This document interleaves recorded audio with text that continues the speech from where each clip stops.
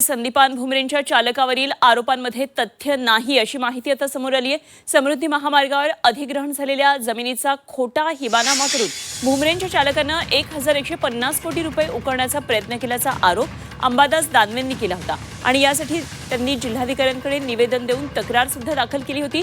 दरम्यान याबाबत जिल्हाधिकाऱ्यांनी समृद्धी महामार्ग प्रशासनाच्या अधिकाऱ्यांकडे याबाबतचा खुलासा मागितला।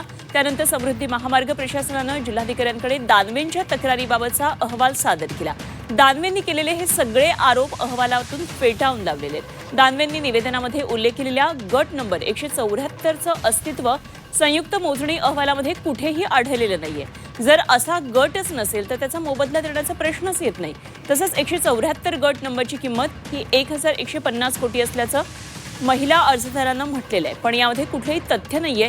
यासोबतच संदीपान भुमरे यांचा चालक जावेद शेखच्या हिबानामा आणि दावा करण्यात आलेल्या गट नंबर 174चा कोणताही संबंध नसल्याचं या अहवालामध्ये सांगण्यात आलंय। त्यामुळे दानवेंना हा एक मोठा धक्का मानला जातोय। या ठिकाणी अंबादासांनी बिनबुडाचे आरोप केले, पण या आरोपाच्या आधारे आपण त्यांना अपरोक्ष दावा त्या ठिकाणी ठोकणार आहोत। कारण की या ठिकाणी ड्रायव्हरची नोटीस त्यांना तामील केली आहे आणि खासदार संदीपान भुमरे साहेब यांची देखील अपरोक्ष दावा त्यांच्या ठोकणार आहे। त्याची देखील वकिलामार्फत त्या ठिकाणी नोटीस तामील आपण करणार आहोत।